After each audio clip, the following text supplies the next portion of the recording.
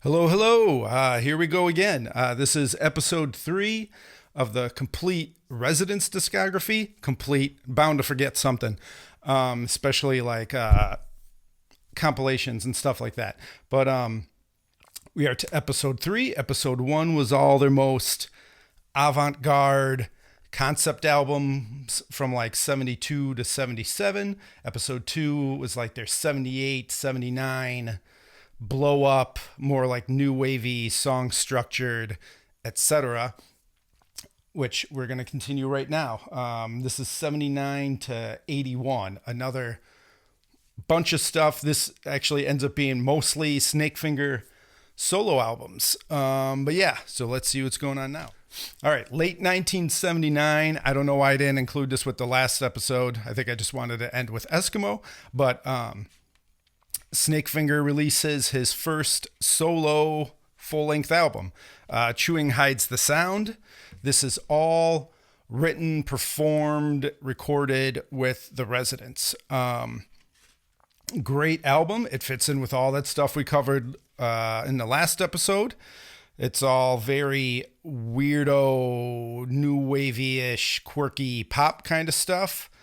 This one's a little still on the primitive side. Still very good. It opens with a cover of Kraftwerk's The Model, which was like still a new song. They really jumped on that. And a lot of Snakefinger's most popular solo songs. I Killed a Great Raven. Great album. This is a release by me from a few years ago, but yeah.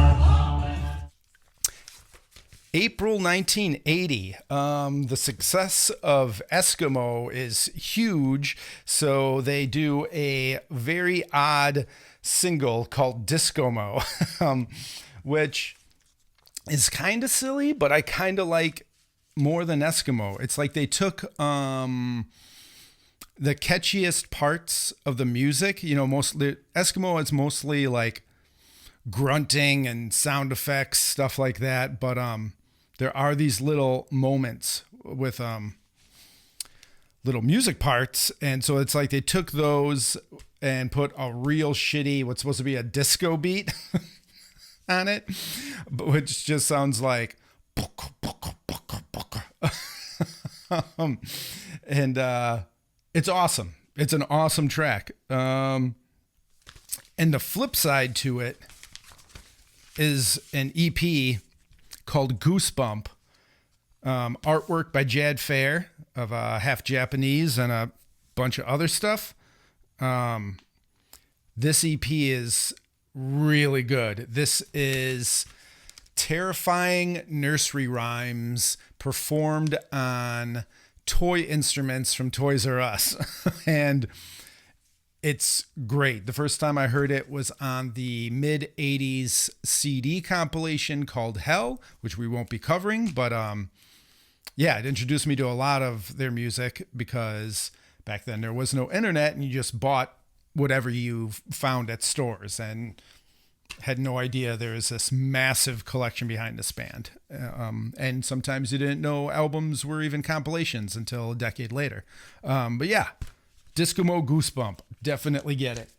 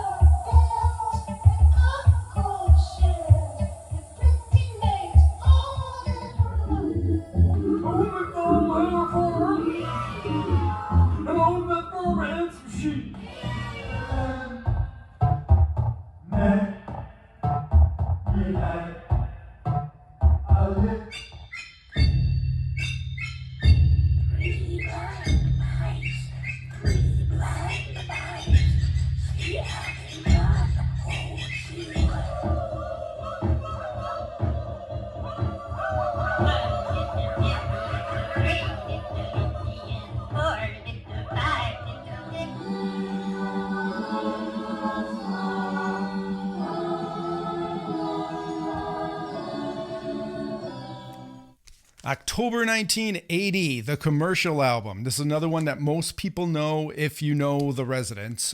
This is probably going to be one you know. Yeah, it came out in October 1980. It's 40 songs. Every song is only 1 minute long, like exactly.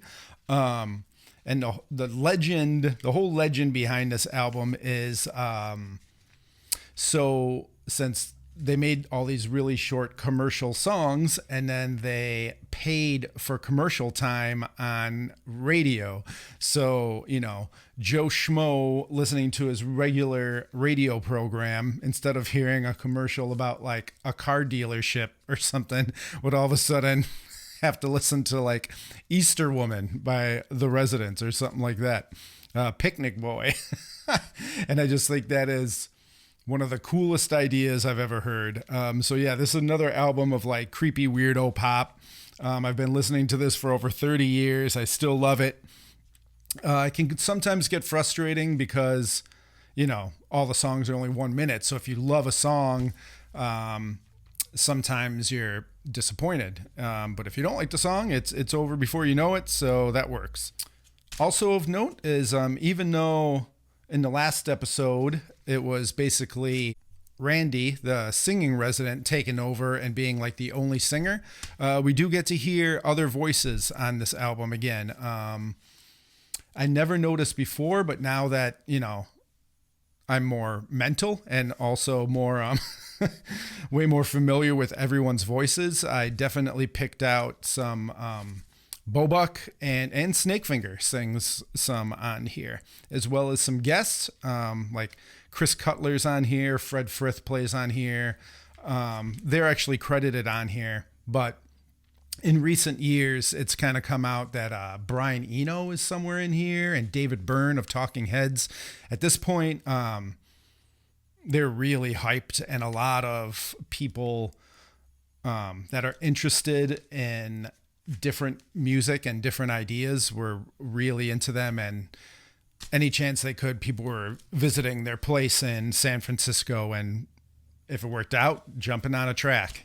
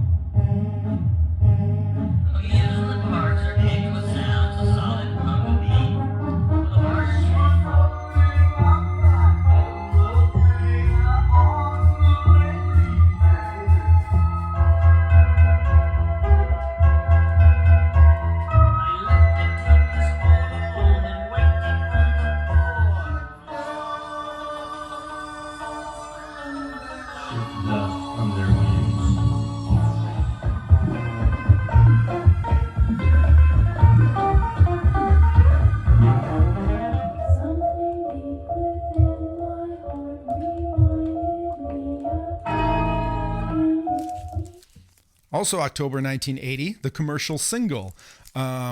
This is a little, it's 6 songs.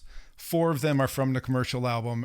So it's just like a way to get the 2 extra commercial album songs that are only a minute long. So it's sort of annoying because, it's not cheap. Not the most expensive thing, but I do love the cover art, and the extra tracks are great. Actually, the exclusive tracks on here aren't even listed on the back for some reason. It just lists 6 songs from commercial album, but there's actually 4 songs per side. I don't know why they don't list the extras.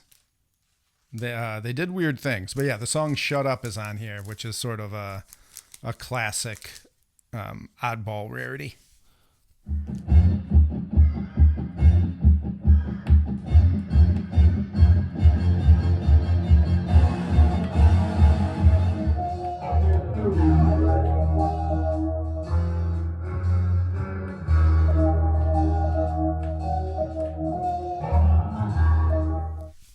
Also October 1980. This is the third thing to come out in October 80. Snakefinger's second full-length studio solo album. Again, all written, recorded, performed with the Residents. And this is my favorite solo album by him. This is way better than the first one. It has the same kind of sound and song structure and stuff, but just done better. Opens up a Golden Goat, which I didn't know that song. I never heard this album until like more recent-ish, probably 2000s at least, because I saw the Residents in 2002 on their Demons Dance Alone tour, and they performed Golden Goat with the female Residents vocalist taking lead vocals on it, and I had no idea what it was, and I loved it, and I was just like, what the fuck is this song? Is this for like from an upcoming album? Because this is one of the coolest things I ever heard.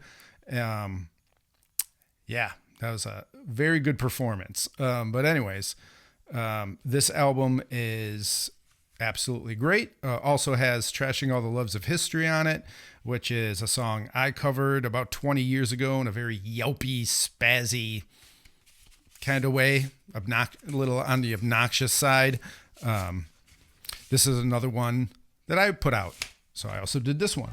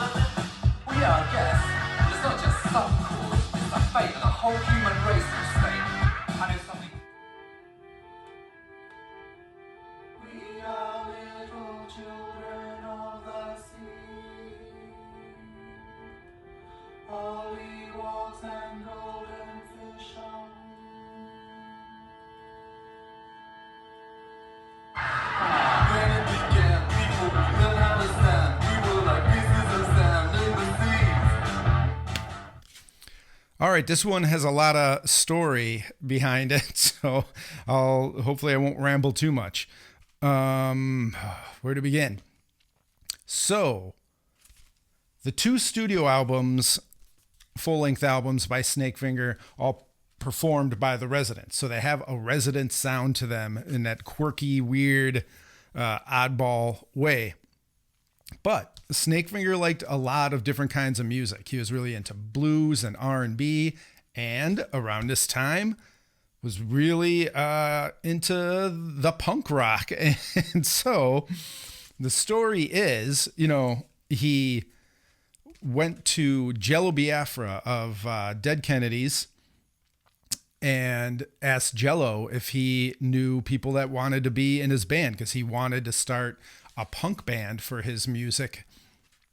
And Jello actually suggested 6025. If you're a Dead Kennedys fan, the first Dead Kennedys album had a second guitar player credited as 6025, real name Carlos.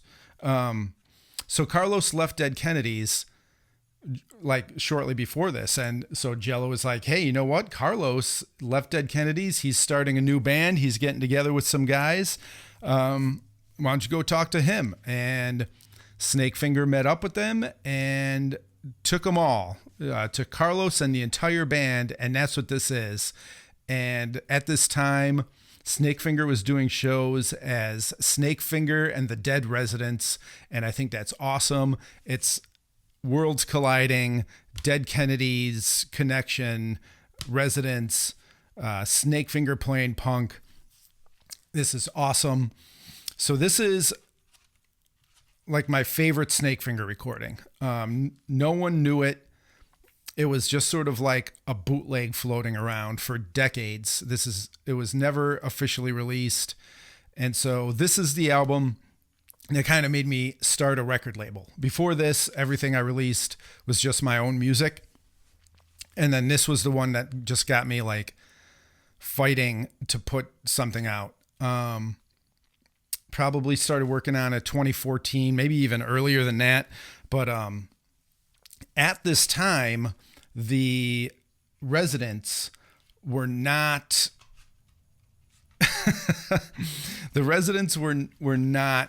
getting along with Snakefinger's daughter. There's this tension and this drama, this kind of like who owns his recordings, because the Residents worked on them and paid all the money to originally release them and to record it.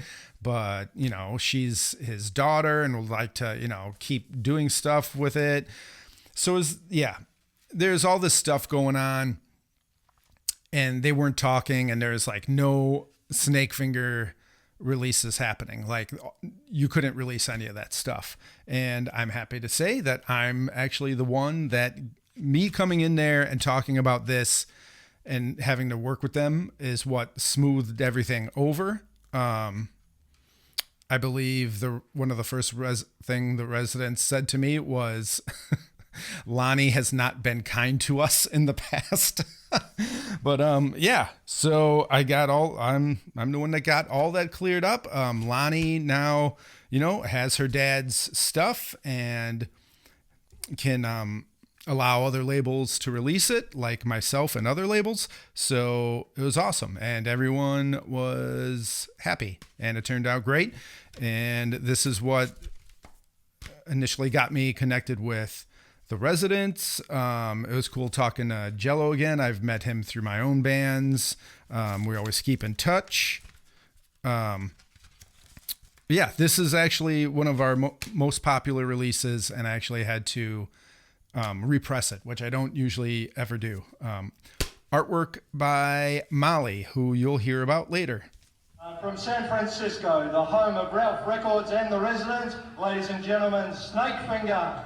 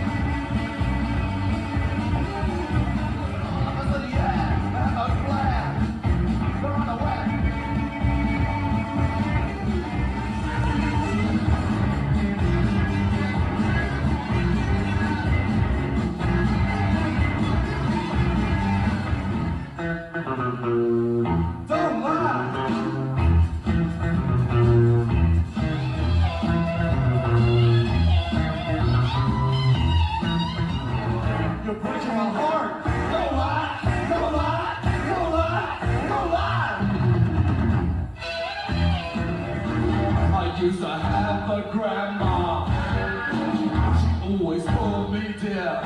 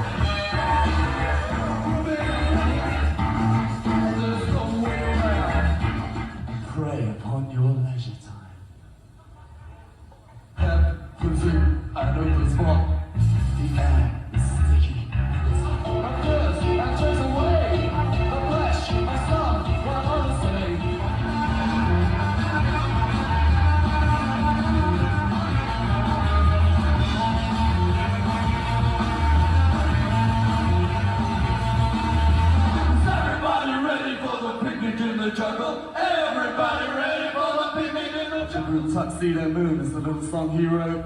It's called Jinx.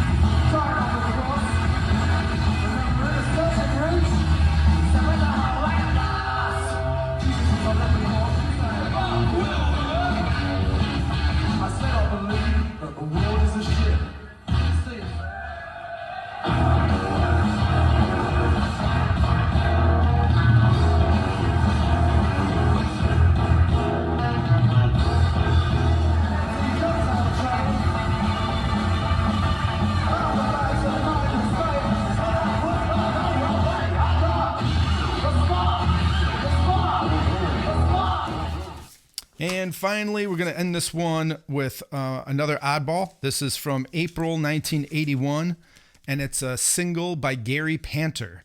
You might know him from his art, comic books, very cool guy, collaborator with the Residents.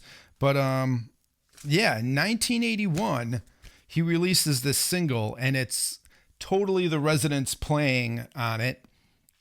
And in the next episode, we'll talk about an album called Assorted Secrets. And if you hear that album and you hear this, it's very obvious that they're recorded in the same time. It's this, the Assorted Secrets is the Residents trying to figure out how to play as a live band.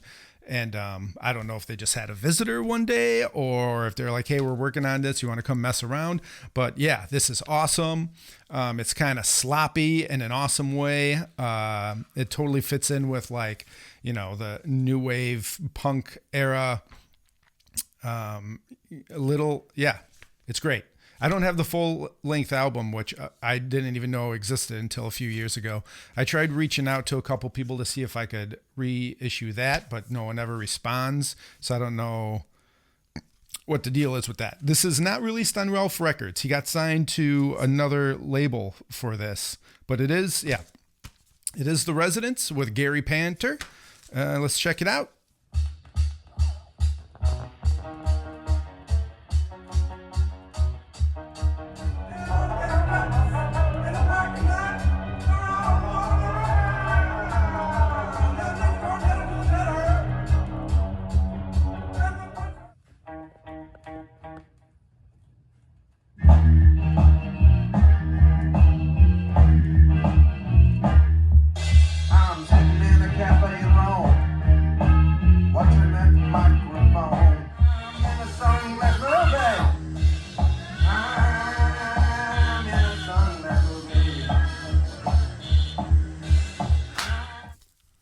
And that's going to be that whole episode. I'm trying to keep these short.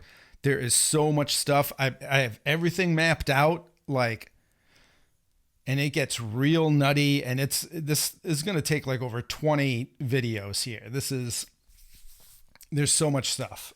And I'm not even touching on like, you know, compilations of previously released stuff. And I'm sure I'm going to miss stuff. There's a ton of like, there's stuff I don't have, but yeah. I'll do my best. Okay, so last episode and this episode, the Residents were like, you know, blowing up, playing these like more song structured verse, chorus, new wavy, you know, stuff, and just dishing tons of stuff out and getting tons of recognition. So what do they do with that? Do they keep going with that? No. Next episode, we'll see what they do next. And what they do next is they decide to do some more very bizarre concept albums. And they also take their first shot at being a live band and doing their first tour. Spoiler, it doesn't go well. So see you then.